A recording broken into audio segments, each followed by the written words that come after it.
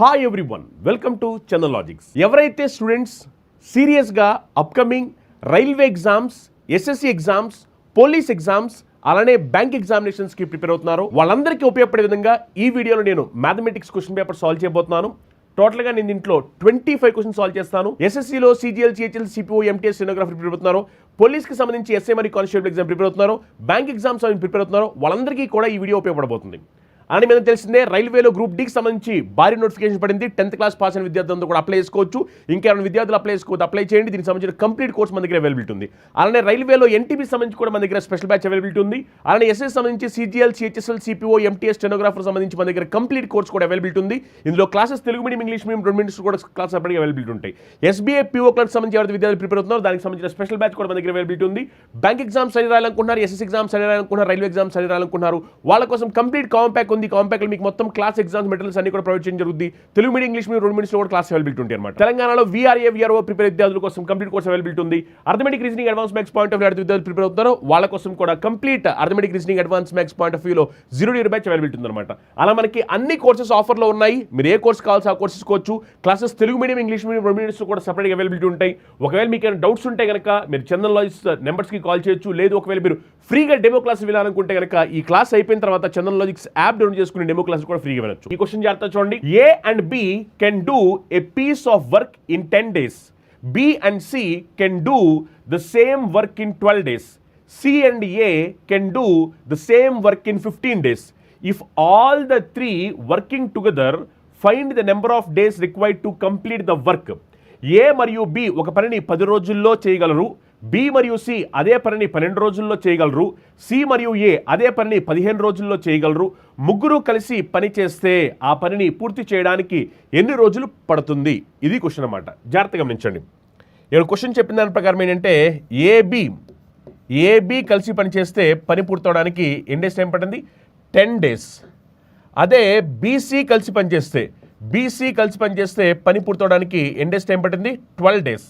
అదే సిఏ కలిసి పనిచేస్తే పని పూర్తవడానికి ఎన్ని డేస్ టైం పడుతుంది? 15 డేస్. ఇప్పుడు క్వశ్చన్ ఏమడుతుందంటే ముగ్గురు కలిసి పనిచేస్తే, అనగా ఏ, బి మరియు సి ముగ్గురు కలిసి పనిచేస్తే పని పూర్తవడానికి ఎన్ని డేస్ టైం పడుతుంది అంటున్నారు. Yes or no? ఇప్పుడు జాగ్రత్తగా గమనించండి.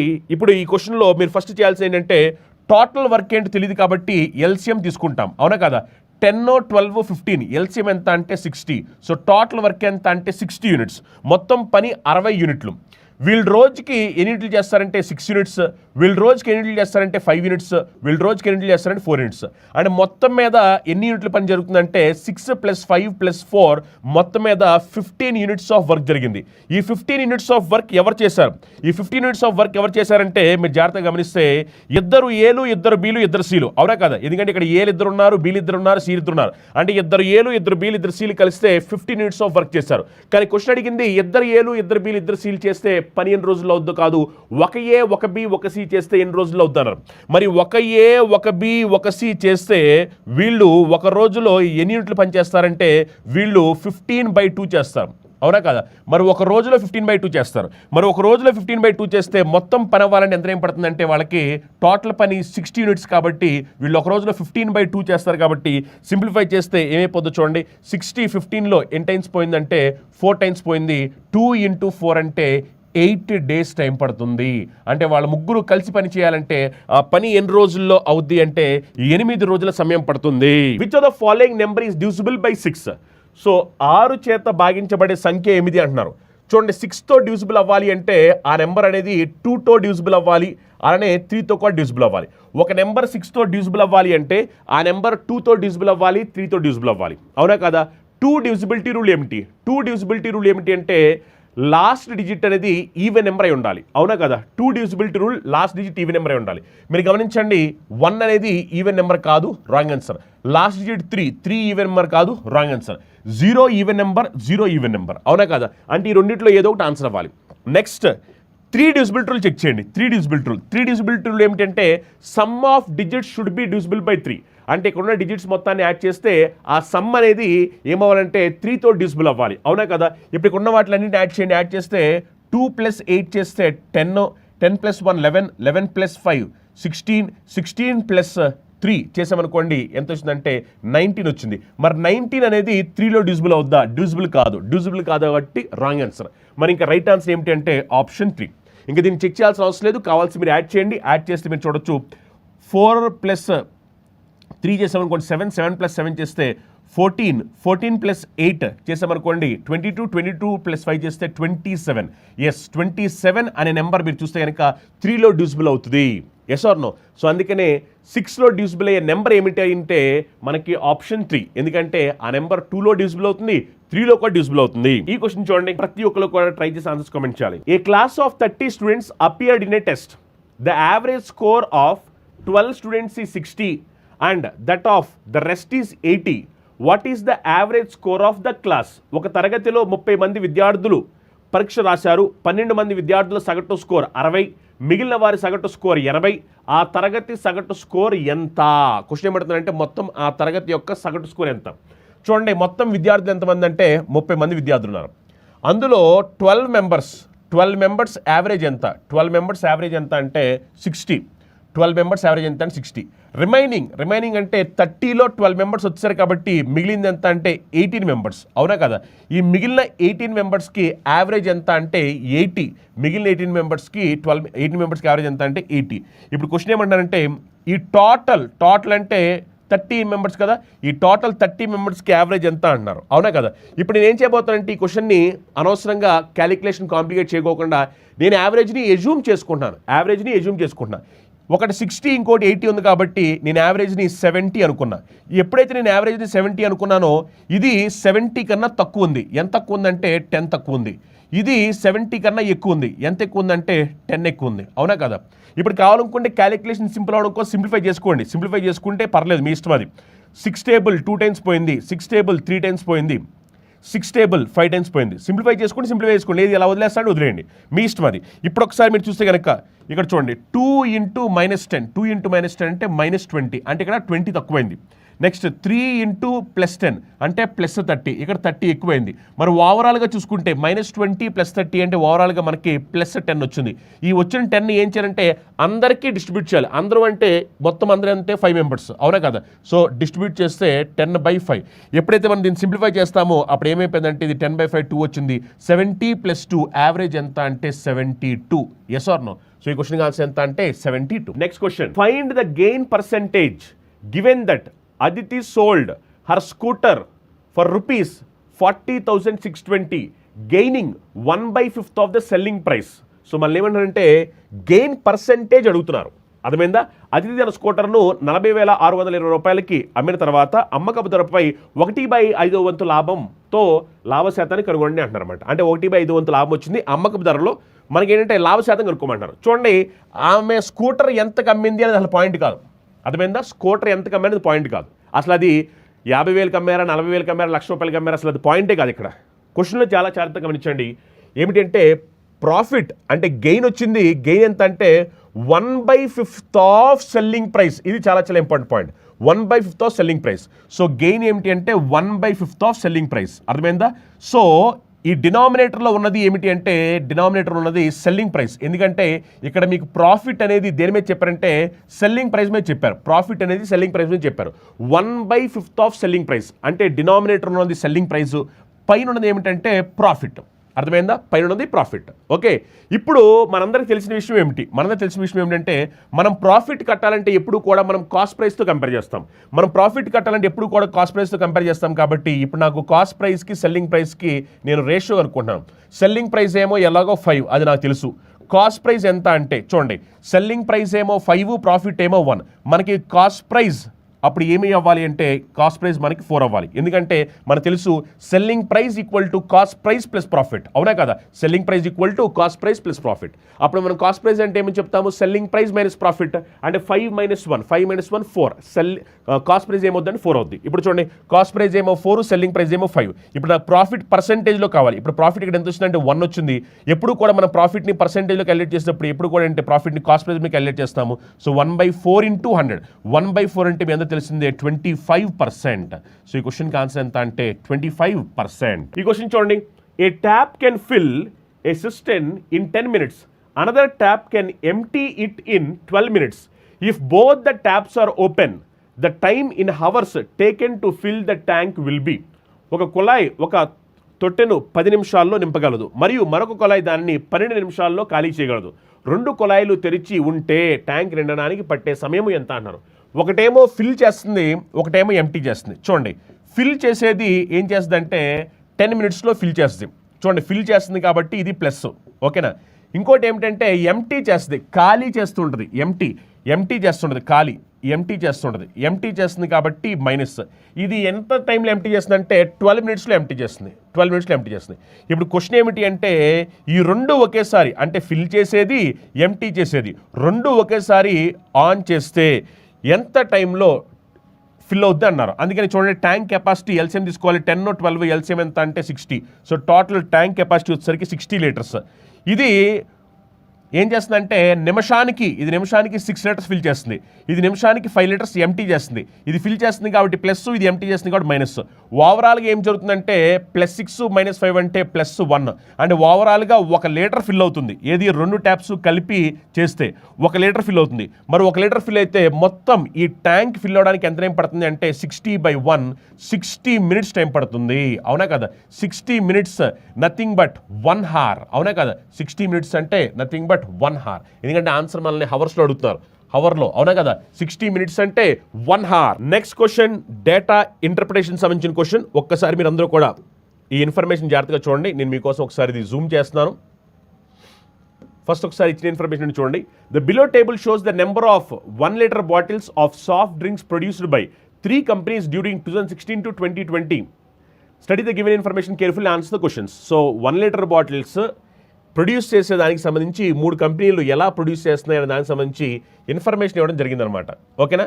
ఇక్కడ మీరు చూస్తే కనుక 2016లో ఏ అనే కంపెనీ 38,000 లక్షల బాటిల్ని ప్రొడ్యూస్ చేయడం జరిగింది. అలానే బి అనే కంపెనీ వచ్చేసరికి 43,000 లక్షలు ప్రొడ్యూస్ చేయడం జరిగింది. అలా ఇక్కడ ఇచ్చారు ఇన్ఫర్మేషన్ ఇచ్చి వాళ్ళు మనల్ని ఏమడుగుతున్నారు గమనించండి. ఇన్ఫర్మేషన్ ఇచ్చారు, వాళ్ళు మనల్ని అడిగిన క్వశ్చన్ ఏమిటంటే what is the difference in average production of A and C during 2016 to 2018. అంటే 2016 నుంచి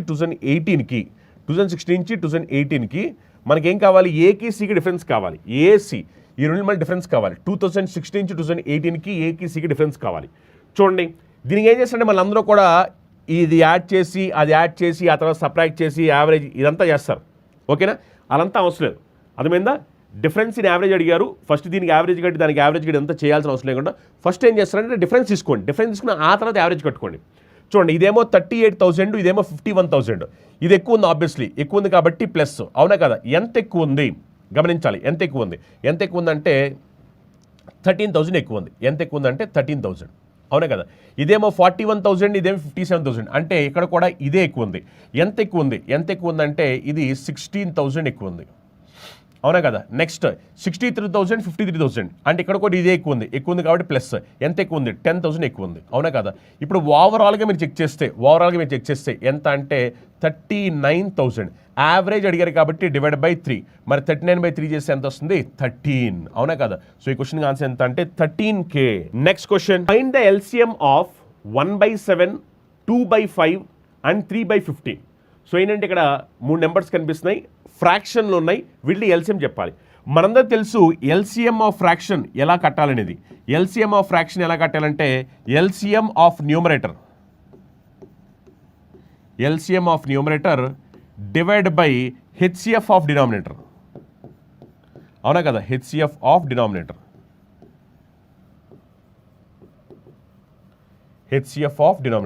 అంటే న్యూమరేటర్ ఉన్నదానికి ఎల్సిఎం కట్టాలి, డినామినేటర్ ఉన్నదానికి హెచ్సిఎఫ్ కట్టాలి. సో ఎల్సిఎం కట్టాలి. ఇప్పుడు ఎవరికి ఎల్సిఎం కట్టాలని న్యూమరేటర్లు ఉన్నవి. న్యూమరేటర్లో 1 ఉంది, 2 ఉంది, 3 ఉంది.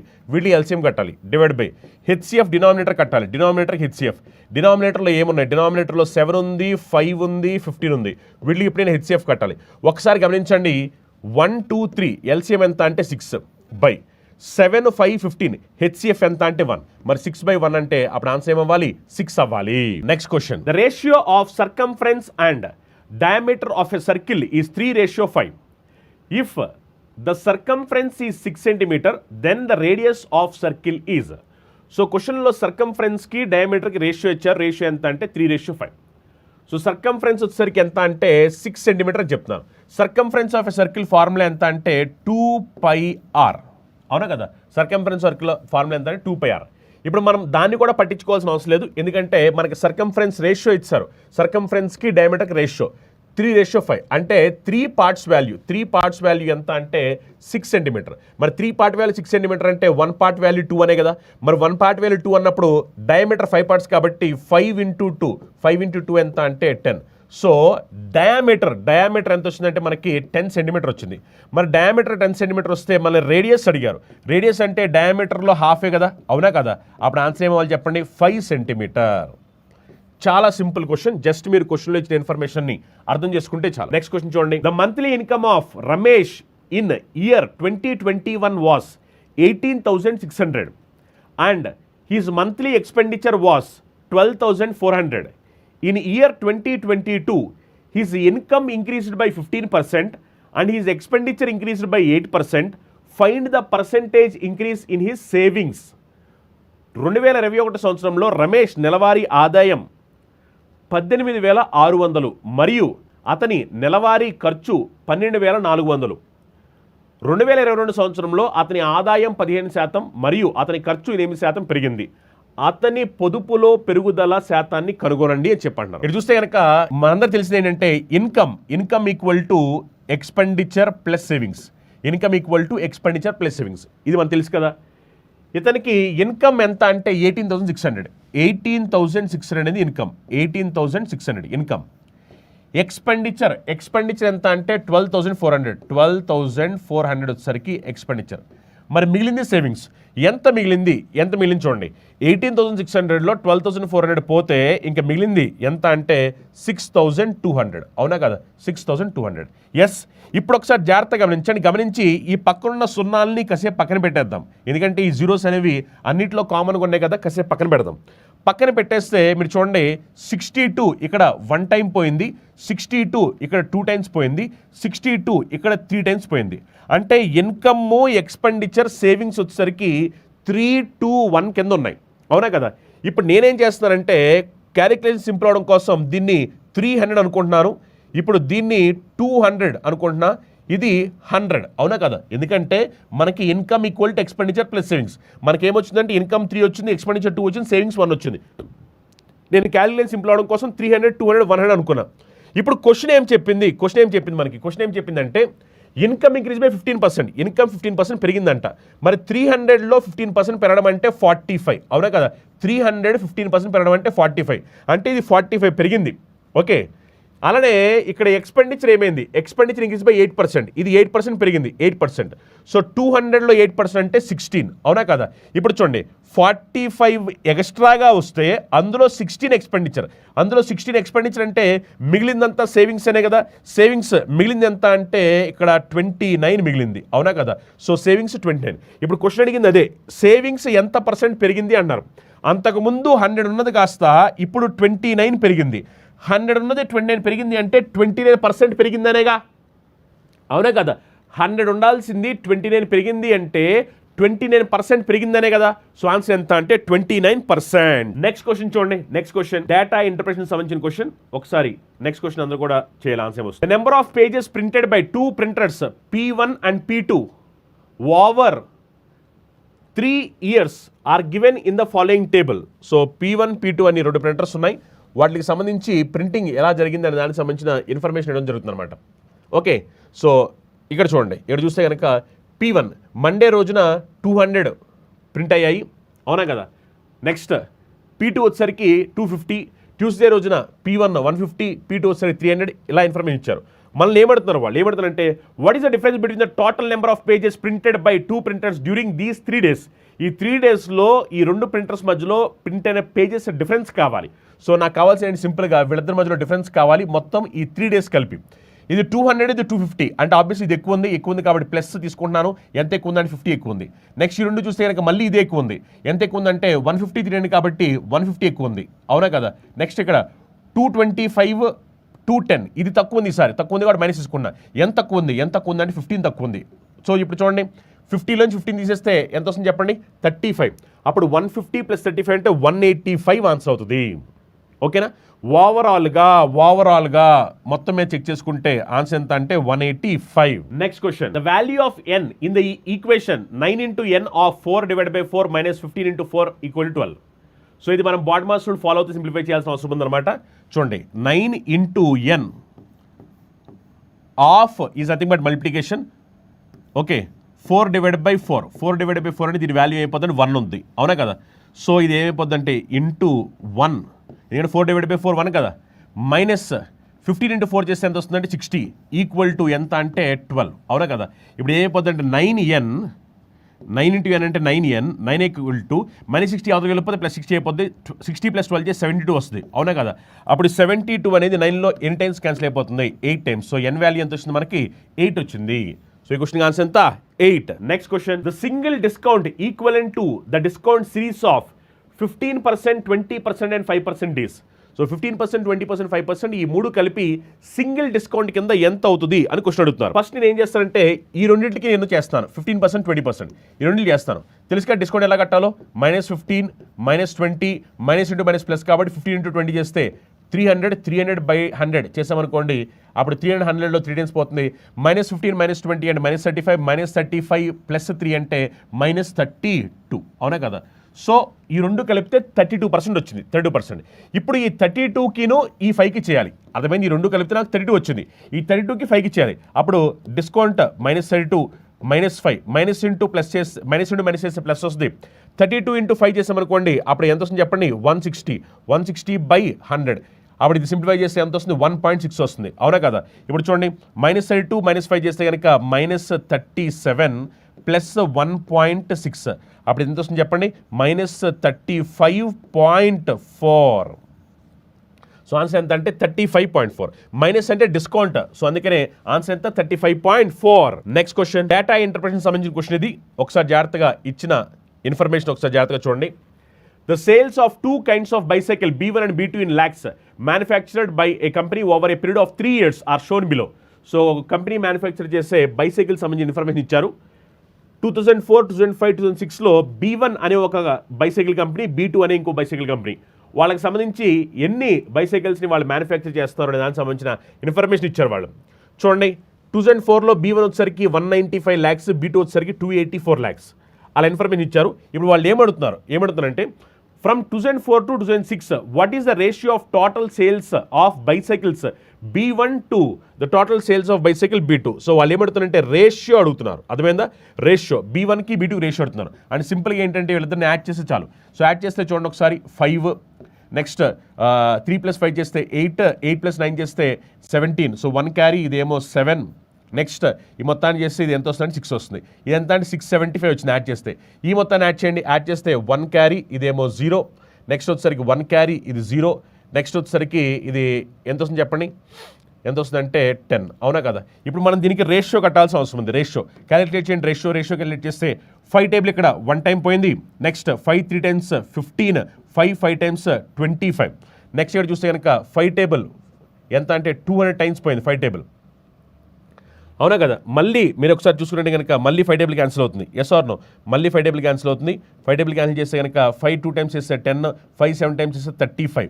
నెక్స్ట్ 5 4 times 20, 0, అవునా కదా. సో ఆన్సర్ ఎంత అంటే 27:50. 27:50. Option 1 is right answer. Next question, a sum of money invested simple interest becomes 5 times in 12 years. How many times will it become in 27 years? సాధారణ వడ్డీతో పెట్టుబడి పెట్టిన మొత్తాన్ని 12 సంవత్సరాల్లో 5 రెట్లు అవుతుంది, 27 సంవత్సరాల్లో అది ఎన్ని రెట్లు అవుతుంది చూడండి.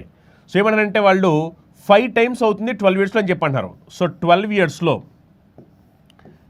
yearsలో 5 times అయింది. 12 yearsలో 5 times అయింది. మరి 12 yearsలో 5 times అయితే 27 yearsలో ఎన్ని టైమ్స్ అవుతుంది అని క్వశ్చన్ అడుగుతున్నారు. 12 yearsలో 5 times అయితే 27 yearsలో ఎన్ని టైమ్స్ అవుతుంది అన్నారు. ఇది సింపుల్ ఇంట్రెస్ట్, మీ అందరూ తెలిసిందే. సింపుల్ ఇంట్రెస్ట్లో ఏమవుతుందంటే ఎవ్రీ ఇయర్ మనకి కాన్స్టెంట్గా ఇంట్రెస్ట్ వస్తుంటుంది అనమాట. ఎవ్రీ ఇయర్ కాన్స్టెంట్గా వస్తుంటుంది. అందుకే నేను చూడండి ఇక్కడ సింపుల్ చెప్పాలంటే 5 times అయింది అంటే పీ కాస్త ఏమైందంటే 5p అయిందని అర్థం. పీ కాస్త 5p అయిందని. మరి పీ కాస్త 5p అయిందంటే మనకి 4p's అనేవి ఇంట్రెస్ట్ కింద వచ్చినాయి. 4p's ఇంట్రెస్ట్ కింద వచ్చినాయి. పీ కాస్త 5p అయిందంటే మనకి 4p's ఇంట్రెస్ట్ కింద వచ్చినట్టు, అవునా కదా, 4p's ఇంట్రెస్ట్ కింద వచ్చినట్టు. అంటే మనకి 4p'ల ఇంట్రెస్ట్ కింద రావడానికి 4 ఇయర్స్ పట్టింది. 4p'లు రావడానికి ఎంత పట్టిందంటే 12 ఇయర్స్ టైం పట్టింది. 4p'లు రావడానికి 12 ఇయర్స్ టైం పట్టింది. మరి 27 ఇయర్స్లో ఎన్ని పీలు వస్తాయి చూడండి ఒకసారి. 12 4లో ఎన్ టైమ్స్ పైన చెప్పండి, ఎన్ టైమ్స్ పైన 3 టైమ్స్ పోయింది. 27 4 3లో ఎన్ టైమ్స్ పైన చెప్పండి, 9 టైమ్స్ పోయింది, అంటే 9p, అవునా కదా. ఎందుకంటే సింపుల్ ఇక్కడ మీరు గమనించండి, ఇప్పుడు నాకు కావాల్సింది 27 ఇయర్స్లో ఏం జరుగుద్ది అని చెప్పని, అవునా కదా. 27 ఇయర్స్లో ఏం జరుగుద్ది అని అప్పుడు సింప్లిఫై చేయండి. 27 3లో ఎన్ టైమ్స్ పోయింది, 9 టైమ్స్ పోయింది, 9p వచ్చింది. అంటే మనకి ఏమవుతుందంటే 27 ఇయర్స్లో 9p's ఎక్స్ట్రా వస్తున్నాయి. మరి 9p's ఎక్స్ట్రా వస్తున్నాయి అంటే ప్రిన్సిపల్ ప్లస్ ఇంట్రెస్ట్ రెండు కలపాలి కదా నేను. ప్రిన్సిపల్ ప్లస్ ఇంట్రెస్ట్ అంటే p + 9p 10p, అంటే 10 టైమ్స్ అని అర్థం. అర్థమైందా? 10 టైమ్స్ ఆన్సర్ అవుద్ది. చూడండి, మళ్ళీ మీరు కంగారులో 9 అని పెట్టారు, రాంగ్ ఆన్సర్ అయిపోద్ది. 9 కాదు, ఎందుకంటే మనకి ఇంట్రెస్ట్ అనేది కాన్స్టెంట్గా వస్తుంటుంది. 5 టైమ్స్ అయింది అంటే దాని మీనింగ్ మనం p పెడితే 5p అయింది, అంటే మనకి 4p'లు ఇంట్రెస్ట్ కింద వచ్చాయి. 12 ఇయర్స్లో 4p's వచ్చాయి. మరి 27 ఇయర్స్లో ఎన్ని పీస్ వస్తున్నాయి అంటే 27 ఇయర్స్లో మనకి ఎన్ని పీస్ వస్తున్నాయి అంటే 9p's వస్తున్నాయి 27 ఇయర్స్లో. Seema walks around a circular field at the rate of 3 rounds per hour, while Priya runs around it at the rate of 8 rounds per hour. They start in the same direction from the same point at 11:54 p.m. They shall first cross each other at. Seema గంటకు 3 రౌండ్లు చొప్పున వృత్తాకారం మైదానం చుట్టూ నడుస్తుంది. ప్రియా గంటకు 8 రౌండ్లు చొప్పున పూర్తిగా పరిగెత్తుతుంది. వారు రాత్రి 11:54 అదే పాయింట్ నుండి ఒకే దిశలో ప్రారంభిస్తారు. వారు మొదటిసారి ఒకరినొకరు ఏ సమయంలో దాటుతారు, అది క్వశ్చన్ అనమాట. చూడండి, సీమా వచ్చేసరికి ఏంటంటే గంటకి 3 రౌండ్లు తిరిగేస్తుంది. ప్రియా వచ్చేసరికి గంటకి 8 రౌండ్లు, అవునా కదా. వీళ్ళిద్దరూ కూడా సేమ్ డైరెక్షన్ వెళ్తున్నారంటే దాని మీనింగ్ రిలేటివ్ స్పీడ్ ఏమవ్వాలంటే సబ్ట్రాక్ట్ అవ్వాలి, అవునా కదా. అంటే ఒక రౌండ్ పూర్తి చేయడానికి అంటే ఇప్పుడు టోటల్ వాళ్ళ మధ్యలో ఉన్న డిస్టెన్స్ ఏంటంటే ఆ సర్కిలే కదా. ఒక కంప్లీట్ సర్కిల్ అంటే ఒక రౌండ్ పూర్తి చేయడానికి సీమ వచ్చేసరికి ఏమిటంటే గంటకి 3 కొట్టేస్తుంది, 3 రౌండ్లు. అదే మన ప్రియ అయితే కనుక గంటకి 8 రౌండ్లు తిరిగేస్తారు, అవునా కదా. Yes or no? మరి ఇప్పుడు వీళ్ళిద్దరి మధ్య రిలేటివ్ స్పీడ్ అంటే సేమ్ డైరెక్షన్లో కాబట్టి సపరేట్ చేసేస్తాం. 8 - 3 చేస్తే ఏమవుతుందంటే 5, అంటే ఒక కంప్లీట్ రౌండ్ మీరు చూసుకున్నట్టే కనుక రిలేటివ్ స్పీడ్ ఎంత అంటే 5. ఇది ఏంటంటే 1 అవర్లో, అది కాదు క్వశ్చన్ చెప్పింది, 1 అవర్లో, అవునా కదా.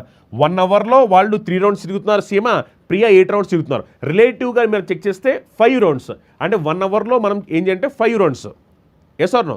1 అవర్లో ఏంటంటే 1/5. ఇప్పుడు దీన్ని ఒకసారి మనం సింప్లిఫై చేస్తే ఏమైపోతుంది చెప్పండి. 65 టైమ్స్ పోయింది, 12 టైమ్స్ పోయింది, అంటే దాని మీనింగ్ ఏమిటంటే 12 మినిట్స్ తర్వాత వాళ్ళు కలుస్తారు. 12 మినిట్స్ తర్వాత. సో 12 మినిట్స్ తర్వాత అంటే అప్పుడు ఏమైపోతుంది చెప్పండి, 11:54 + 12, అవునా కదా. అప్పుడు ఏమైపోతుంది చెప్పండి, 12:06 AM అవుతుంది, AM, అవునా కదా.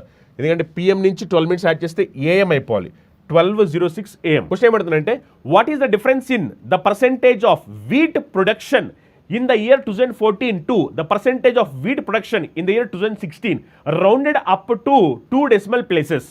సో ఏంటంటే వీట్ ప్రొడక్షన్ 2014 అలానే 2016లో డిఫరెన్స్ చూడమంటున్నారు.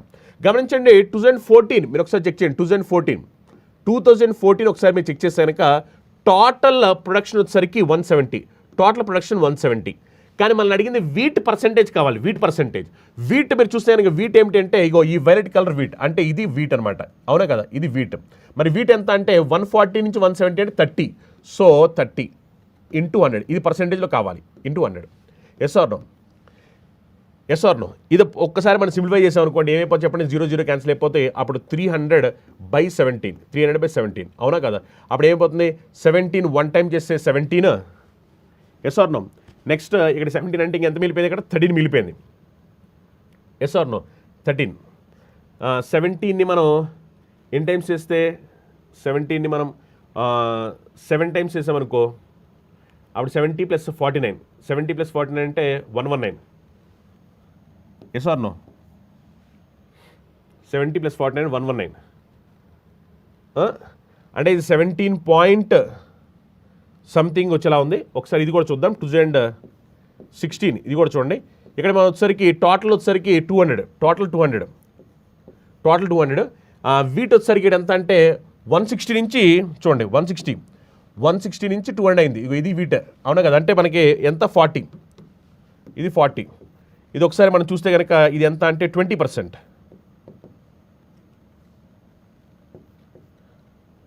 ఇది 20%, అవునా కదా. ఇప్పుడు ఒకసారి జాగ్రత్తగా గమనించండి. ఇదేమో 20% వచ్చింది, ఇదేమో 17 పాయింట్. మనం సింప్లిఫై చేస్తే ఎంత వస్తుంది చెప్పండి. 17 పాయింట్ అప్రాక్సిమేట్లీ మనకి 17 పాయింట్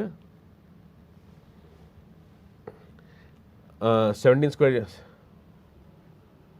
17 చేసి ఎంత మనకి 17 స్క్వేర్ 289 అంటే ఇంకా మనకి ఎంత మిగిలిపోయింది పైన 11 మిగిలిపోయింది కదా. అంటే 17-20 అంటే మన డిఫరెన్స్ అనేది <3 ఉండాలి. 3కి దగ్గర ఉన్న <3, 3కి దగ్గరగా <3 అంటే ఒకటే ఆప్షన్ ఉంది. ఇవన్నీ ఆన్సర్లు కాదు కదా, ఎందుకంటే 3కి దగ్గరగా <3. ఎందుకంటే మళ్ళీ ఎగ్జాక్ట్ క్యాలిక్యులేషన్ కూడా చేయొద్దు. మళ్ళీ ఎగ్జాక్ట్ క్యాలిక్యులేషన్ చేసి టైం వేస్ట్ చేయాల్సిన అవసరం లేదు. 300/17 స్క్వేర్ 289 అవునా కదా. 289 అంటే ఇంకెంత మిగిలిపోయింది పైన మనకి, ఇంకా మనకి పైన 11 మిగిలిపోయింది. 11/17 అంటే ఆబ్వియస్లీ మీరు చెక్ చేసుకుంటే కనుక అది మనకి 0.65 అలా వస్తుంది, అవునా కదా. సో ఆన్సర్ ఎంత వస్తుంది అంటే 2.35. Next question. The average monthly income of A and B is 5,050. The average monthly income of B and C is 6,250. and the average monthly income of A and C is 5,200. What is the sum of the monthly income of A, B and C? So మళ్ళీ ఏమడుతున్నారంటే ABC monthly income some అడుగుతున్నారు. చూడండి, ఈ క్వశ్చన్కి మళ్ళీ అనవసరంగా చాలా మంది విద్యార్థులు చాలా ప్రాసెస్ చేస్తూ ఉంటారు. ఒకసారి చూడండి, ఇక్కడ చాలా మీరు చెప్పారు average monthly income of A B అంటే సింపుల్గా A+B/2 అవునా కదా. నెక్స్ట్ వచ్చేసరికి ఏంటి, నెక్స్ట్ B+C/2, నెక్స్ట్ వచ్చేసరికి ఏంటంటే C+A/2 అవునా కదా. ఇప్పుడు ఒకసారి మీరు జాగ్రత్తగా గమనించండి. దీన్ని మనం సింప్లిఫై చేస్తే, ఎందుకంటే వాళ్ళు అడిగింది ఏం కావాలి, వాళ్ళు అడిగింది ఏంటంటే A+B+C వాల్యూ ఎంత అడిగారు, A+B+C వాల్యూ ఎంత అడిగారు, అవునా కదా. వాళ్ళు అడిగింది A+B+C వాల్యూ ఎంత అని. మరి A+B+C వాల్యూ ఎంత అని అడిగారు. మనకు వాళ్ళు ఇచ్చింది ఏంటంటే A+B/2 ఇచ్చారు, B+C/2 ఇచ్చారు, C+A/2 ఇచ్చారు. ఈ మొత్తాన్ని నేను యాడ్ చేస్తే ఎల్సిఎం వచ్చేసరికి 2 అవుద్ది. ఎల్సిఎం మొత్తాన్ని యాడ్ చేసి నాకు ఏమవుతుందంటే 2 times of A+B+C వచ్చింది, అవునా కదా. 2 times of A+B+C. ఎస్, అప్పుడు ఇక్కడ మీరు జాగ్రత్తగా గమనించండి. 2 క్యాన్సిల్ అయిపోతే నాకు చివరికి ఏం మిగిలిపోయింది అంటే A+B+C మిగిలిపోయింది, అవునా కదా. A+B+C మరి నాకు కావాల్సిన అదే కదా, A+B+C కావాలి. అంటే సింపుల్గా ఏంటంటే ఇక్కడున్న వాల్యూస్ని యాడ్ చేస్తే ఇక్కడున్న వాల్యూస్ ఏంటి, ఇక్కడున్న వాల్యూస్ ఏమిటంటే ఇది, నెక్స్ట్ ఇది, ఇవన్నీ యాడ్ చేశాను. ఇదిగో యాడ్ చేశాను. ఈ మూడింటిని యాడ్ చేసి నాకు వచ్చింది A+B+C. నాకు కూడా కావాల్సి అదే కదా. అండ్ సింపుల్గా మనల్ని అడిగిన క్వశ్చన్కి ఆన్సర్ కావాలి అంటే ఇక్కడ కనిపించే మూడింటిని యాడ్ చేస్తే చాలా ఆన్సర్ వచ్చేస్తుంది. మళ్ళీ చాలామంది ఏం చేస్తారంటే A+B/2 = 5,050, అప్పుడు A+B ఏం చేస్తారంటే 10,100 అలా మొత్తం చేసుకుంటూ వెళ్తారు. అలా చేయడం వల్ల టైం వేస్ట్. జాగ్రత్తగా గమనించండి. నేను ఎప్పుడైతే ఈ మూడింటిని యాడ్ చేస్తే నాకు A+B+C వస్తుంది. నాకు కూడా కావాల్సి A+B+Cనే. అందుకని మొత్తాన్ని యాడ్ చేసేయండి. యాడ్ చేస్తే ఏమైపోతుంది చెప్పండి. చూడండి, యాడ్ చేస్తే 5,000 plus 5,000, 10,000, 10,000 plus 6,000, 16,500. Yes, 16,500 is right answer. Next question చూడండి. ఈ క్వశ్చన్ ఏమిటంటే the pie chart given below shows the percentage of 8,000 students in terms of the subjects specialized in MBA. So MBA subjects specialization సంబంధించి ఎంతమంది students ఉన్నారు, దానికి సంబంధించి ఏ స్పెషలైజేషన్లో ఎంతమంది ఉన్నారు దానికి సంబంధించిన ఇన్ఫర్మేషన్ ఇచ్చారు.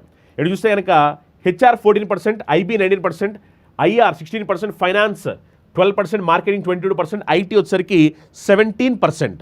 మనల్ని ఏమడుతున్నారు what is the total number of students specialising in IB. ఐబీలో total number of students specialising ఎంత అన్నారు. IB 19%. సో 19% ఆఫ్ టోటల్ ఎంత అంటే 8,000 స్టూడెంట్స్. టోటల్ ఎంత అంటే 8,000 స్టూడెంట్స్. మరి జస్ట్ సింప్లిఫై చేయండి, పర్సెంటేజ్ 00 క్యాన్సిల్ అయిపోతాయి. అప్పుడు మనకి మిగిలింది ఏమిటంటే 19 × 80. జస్ట్ మనం సింప్లిఫై చేసేయండి. 9 8 times 72 అంటే 0కి ముందర 2 ఉండాలి. సో ఆన్సర్ జాగ్రత్తగా గమనించి 0కి ముందర 2 ఒకటే ఆన్సర్ ఉంది, 1520. Yes or no. మళ్ళీ మొత్తం మనం అనవసరంగా సింప్లిఫై చేయాల్సిన అవసరం లేదు. సింప్లిఫై చేయకుండా జస్ట్ లాస్ట్ వెరిఫై చేసుకుంటే చాలు. లాస్ట్ వెరిఫై చేసుకుంటే 0కి ముందర 2 ఉండాలి. 0కి ముందర 2 ఒకే ఆప్షన్ కనిపిస్తుంది, ఇంకేమీ కనపట్లేదు. మిగతావన్నీ రాంగ్ ఆన్సర్ అయిపోతాయి. నెక్స్ట్ క్వశ్చన్ చూడండి. A cell phone is available for ₹600 or for 300 cash down payment together with ₹360 to be paid after 2 months. Find the rate of interest charged under the scheme. ఒక cell phone ₹600కి లేదా 300 cash down పేమెంట్తో కలిపి ₹360 చెల్లించాలి. ఈ పథకం కింద వసూలు చేసిన వడ్డీ రేటును కనుగొండి అంటారు. అంటే ఇక్కడ వాళ్ళు ఏం చెప్తున్నారంటే మొబైల్ ఫోన్ కొనడానికి ₹600 ఇచ్చేస్తే చాలంట, లేదంటే ₹300 ఇచ్చి క్యాష్ కింద తర్వాత ఏం చేయాలంటే ₹360 ఒక 2 నెలల తర్వాత పేమెంట్ చేసుకోవచ్చు అంటారన్నమాట.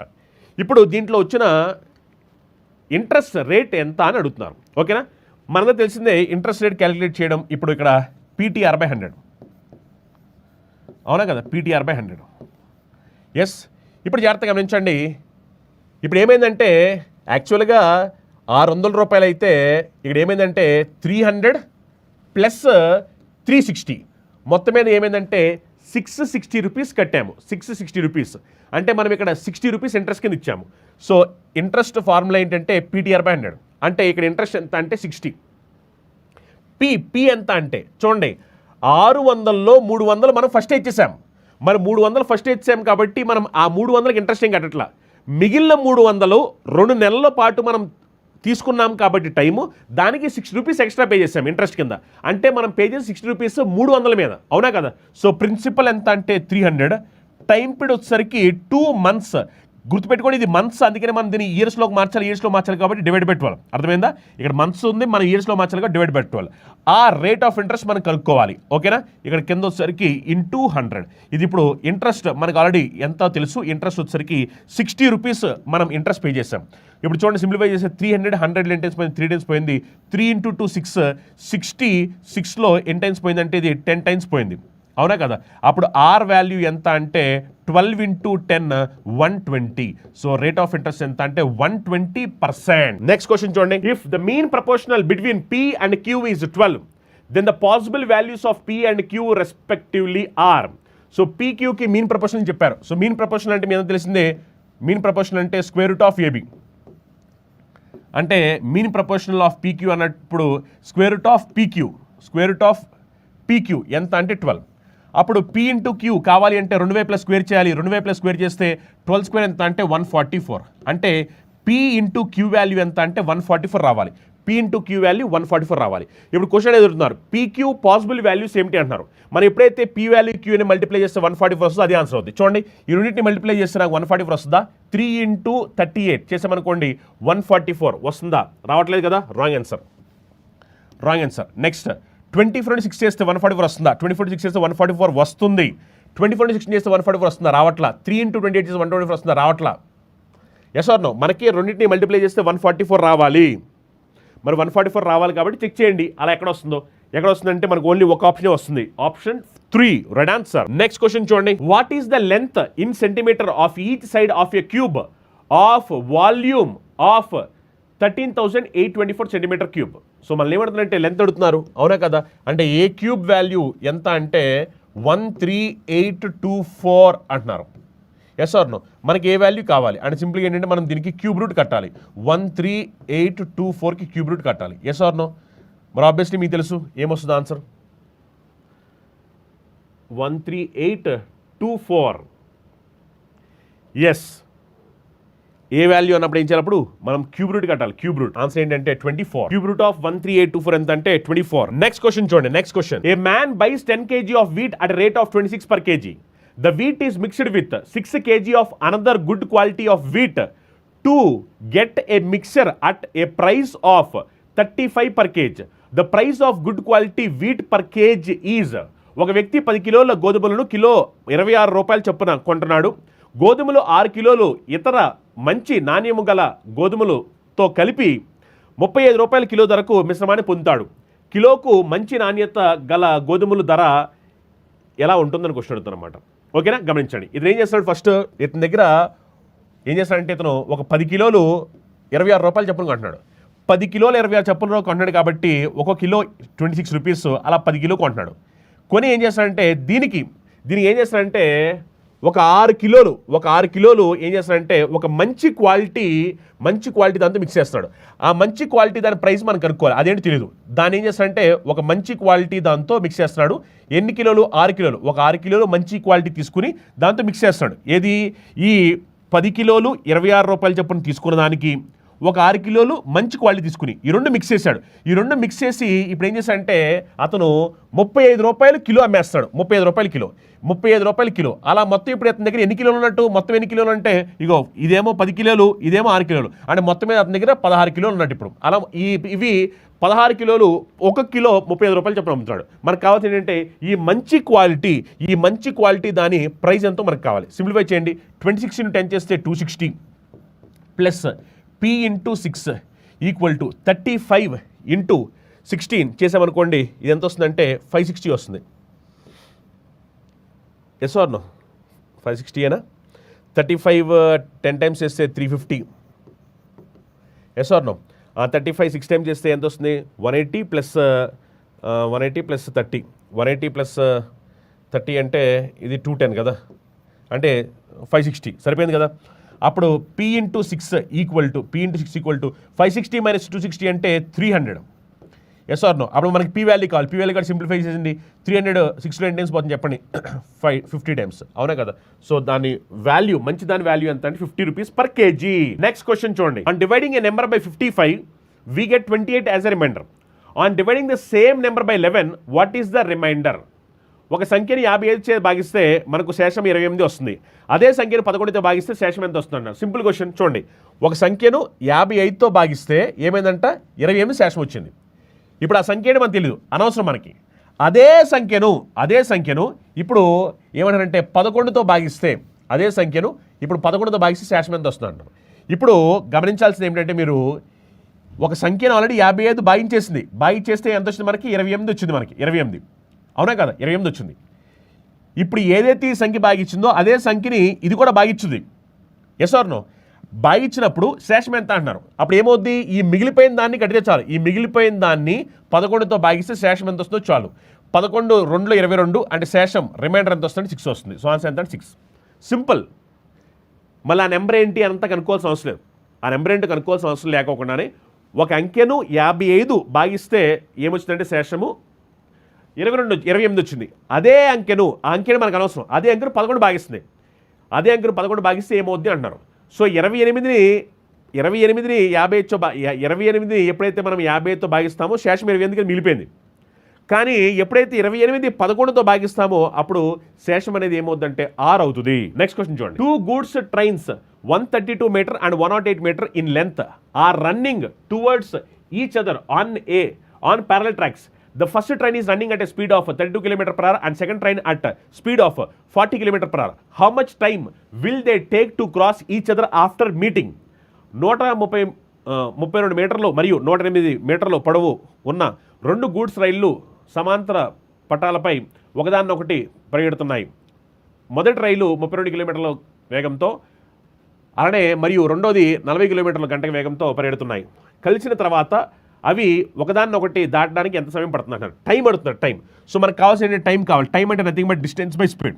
డిస్టెన్స్ అన్నప్పుడు ఏంటంటే మనం ట్రైన్ లెన్స్ చూడాలి. డిస్టెన్స్ అన్నప్పుడు train lens. So train lens ఎంత అంటే 132 + 108. ట్రైన్ లెన్స్ ఎంత? 132/108. 132 + 108. టైం అంటే కావాల్సింది డిస్టెన్స్ బై స్పీడ్. డిస్టెన్స్ వచ్చేసింది. Speed relative speed. రెండు ట్రైన్స్ కూడా ఏం జరుగుతుందంటే రన్నింగ్ టువర్డ్స్ ఈచ్ అదర్, అంటే రన్నింగ్ టువర్డ్స్ ఈచ్ అదర్ ఇలా ఆపోజిట్లో వస్తాయి. రన్నింగ్ టువర్డ్స్ ఈచ్ అదర్ అంటే ఆపోజిట్లో వస్తాయి కాబట్టి స్పీడ్స్ని యాడ్ చేయాలి.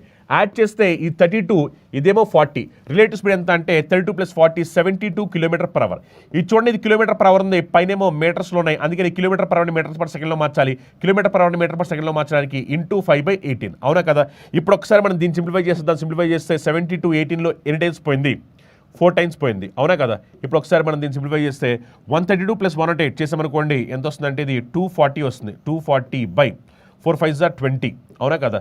మరి ఎప్పుడైతే మనం దీన్ని సింప్లిఫై చేస్తామో ఆన్సర్ ఏమొస్తుంది చెప్పినప్పుడు? ఆన్సర్ ఎంత? 12 seconds. నెక్స్ట్ క్వశ్చన్ చూడండి. Find the value of 453 × 453 × 453 minus 383 × 383 × 383 divide by అని ఇచ్చారు. మనది తెలిసింది, ఇది చూసిన వెంటనే మనకు అర్థమైపోవాలి ఇది ఎలా ఉందంటే A3, అవునా కదా. A3 ఏ క్యూబ్ మైనస్ ఇది ఎలా ఉంది అంటే బి క్యూబ్, ఇది ఎలా ఉంది అంటే A into B plus A square A into B plus B square plus A square, అవునా కదా. ఏ క్యూబ్ మైనస్ బి క్యూబ్ని ఎలా రాస్తామని తెలుసు కదా. A cube minus B cube, A cube minus B క్యూబ్ని మనం ఎలా రాసుకోవచ్చు అంటే A minus B into A square plus B square plus A B ఫార్మాట్లో రాసుకోవచ్చు. Yes or no. మరి డినామినేటర్లో కూడా మనకు already A square plus B square plus AB ఉంది, అవునా కదా. అప్పుడు ఏమైపోద్ది చెప్పండి, అప్పుడు ఏమైపోద్ది అంటే మనం సింప్లిఫై చేస్తే ఇవి క్యాన్సిల్ అయిపోతే ఏ మైనస్ బి మిగిలిపోద్ది. సో ఏ మైనస్ బి అంటే 453 minus 453 minus 383. Yes or no. So answer ఎంత అంటే 70. రైల్వేలో గ్రూప్ డీకి సంబంధించి భారీ నోటిఫికేషన్ పడింది. 10th క్లాస్ పాస్ అయిన విద్యార్థులందరూ కూడా అప్లై చేసుకోవచ్చు. ఇంకేమైనా విద్యార్థులు అప్లై చేయండి. దీనికి సంబంధించిన కంప్లీట్ కోర్స్ మన దగ్గర అవైలబిలిటీ ఉంది. అలానే రైల్వేలో ఎన్టీపీ సంబంధించి కూడా మన దగ్గర స్పెషల్ బ్యాచ్ అవైలబిలిటీ ఉంది. అలానే ఎస్ఎస్ సంబంధించి CGL, CHSL, CPO, MTS, stenographer సంబంధించి మన దగ్గర కంప్లీట్ కోర్స్ కూడా అవైలబిలిటీ ఉంది. ఇందులో classes Telugu medium, English medium రెండు మీడియం కూడా క్లాస్ అప్పటికి అవైలబిలిటీ ఉంటాయి. ఎస్బీఐ పీఓ క్లర్క్ సంబంధించి ఎవరైతే విద్యార్థులు ప్రిపేర్ అవుతున్నారో దానికి సంబంధించిన స్పెషల్ బ్యాచ్ కూడా మన దగ్గర అవైలబిలిటీ ఉంది. బ్యాంక్ ఎగ్జామ్స్ అని రాయాలనుకుంటున్నారు, ఎస్ఎస్ ఎగ్జామ్స్ అని రాయాలనుకుంటున్నారు, రైల్వే ఎగ్జామ్స్ అని రాయాలనుకుంటున్నారు, వాళ్ళ కోసం కంప్లీట్ కాంపాక్ట్ ఉంది. కాంపాక్ట్లో మీకు మొత్తం క్లాస్ ఎగ్జామ్స్ మెటీరియల్స్ అన్ని కూడా ప్రొవైడ్ చేయడం జరుగుతుంది. తెలుగు మీడియం, ఇంగ్లీష్ మీడియం రెండు మీడియంలో కూడా క్లాస్ అవైలబిలిటీ ఉంటుంది అనమాట. తెలంగాణలో వీఆర్ఏ, వీఆర్ఓ ప్రిపేర్ విద్యార్థుల కోసం కంప్లీట్ కోర్స్ అవైలబిలిటీ ఉంది. Arithmetic reasoning, advance maths point of view విద్యార్థులు ప్రిపేర్ అవుతారో వాళ్ళ కోసం కూడా complete arithmetic reasoning, advance maths point of వ్యూలో 0 ఇయర్ బ్యాచ్ అవైలబిలిటీ ఉంది అనమాట. అలా మనకి అన్ని కోర్సెస్ ఆఫర్లో ఉన్నాయి. మీరు ఏ కోర్స్ కావాల్సి ఆ కోర్స్ తీసుకోవచ్చు. Classes Telugu medium, English medium రెండు మీడియంలో కూడా సపరేట్గా అవైలబిలిటీ ఉంటాయి. ఒకవేళ మీకు ఏమైనా డౌట్స్ ఉంటే కనుక మీరు చందన్ లాజిక్స్ నెంబర్స్కి కాల్ చేయొచ్చు. లేదు ఒకవేళ మీరు ఫ్రీగా డెమో క్లాస్ వినాలనుకుంటే కనుక ఈ క్లాస్ అయిపోయిన తర్వాత చందన్ లాజిక్స్ యాప్ డౌన్లోడ్ చేసుకుని డెమో క్లాస్ కూడా ఫ్రీగా వినొచ్చు.